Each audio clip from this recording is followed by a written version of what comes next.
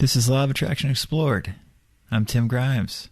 If you'd like a free guide that explains the hidden link between relaxation and the Law of Attraction, or if you want more information about my books or my coaching, you can visit radicalcounselor.com. Enjoy the episode. So close your eyes and relax. Take it easy. Open your eyes back up again if you feel like it. I thought today that we could just expand upon one of the concepts or ideas that we touched upon last time, and that Emilie Cady expounded upon in the quote that I read. This is a very interesting, and I basically think you could call it a paradoxical point about the law of attraction. I'm going to just read again a brief excerpt from Emilie Cady.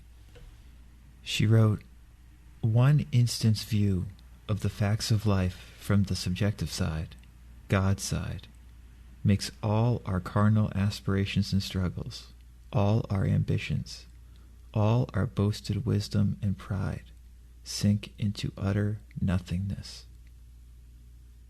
So, what does this even begin to mean? And how does it apply to these LOA principles, these manifesting principles? One thing I've noticed over the years with the law of attraction is that external positive events might manifest in my life after I have a quote-unquote revelation that it doesn't matter what happens. That it doesn't matter what happens in the sense that everything is already good. And this is very confusing, especially when we look at it from a rational perspective, trying to understand it. What Emilie Cady, I think, is pointing to, and what I've noticed in my own practice of the law of attraction, is that often the real revelation has nothing to do with manifesting anything whatsoever. It simply has to do with the recognition of God, all goodness at all times. And that's what we're constantly talking about. The goodness that can be found right here in this moment. The perfection that can be found right here in this moment. The perfection that is now. And recognizing this is freedom in and of itself. There's nothing else to get. You have it when you recognize now. You recognize God. The freedom is fulfilling in and of itself. But ironically, or one might say ironically, it's really not ironic. It's just ironic to our rational, intellectual mind.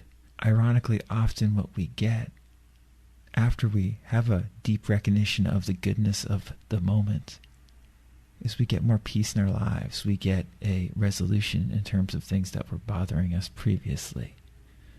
For instance, I can remember this summer I had a lot of stuff going on all at once, which is what tends to sometimes happen. There's like a wave of events that we have to deal with seemingly all at the same time. There was personal stuff, family stuff, health stuff, financial stuff, work stuff, maintenance stuff, where we lived. A bunch of issues that kind of all reared their head at the same time. And for a few days there, and then even a few weeks, I was basically just trying to stay afloat in terms of dealing with all these various things that kept on coming up every day. Mentally, I was trying to stay above them, to stay present, to stay in the moment, to recognize God. But it could be very difficult because there was a lot going on.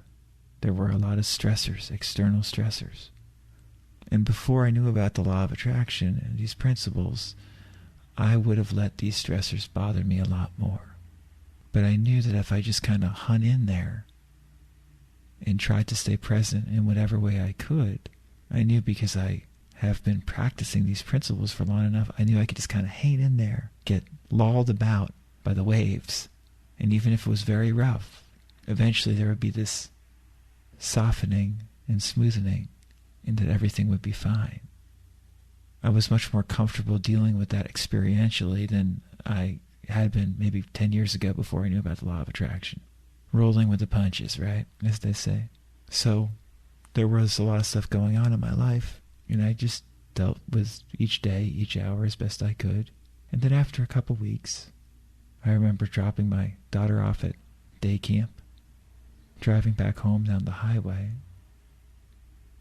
and all of a sudden there was just this deep, deep silence. The silence was God. And that silence had really been there the whole time. And I just recognized it more fully at that moment. And as soon as I did, I realized what I already knew. But I felt it and knew it to be true. Not just intellectually, but with my whole body and mind. And that was that everything was fine. That all these seeming difficulties and issues and problems mean nothing in the eye of God. God, this moment, this great silence, saves us from any perceived suffering that we have. To read that Cady quote one more time. One instant view of the facts of life from the subjective side, God's side, makes all our carnal aspirations and struggles, all our ambitions, all our boasted wisdom and pride sink into utter nothingness. Our problems cease to matter. Our aspirations cease to matter.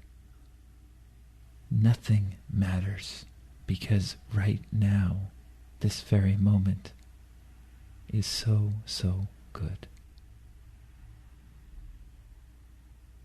And so that's why I always talk about this, coming back to the moment. Getting deep with what's happening right now. Because that's how the law of attraction in my own life has helped me the most. It's helped me the most by simply making me more aware of the goodness of right now. And so many of these teachings, like this Emilie Cady teaching, have helped point me there and confirm for me the goodness, the godliness, the perfection of right now.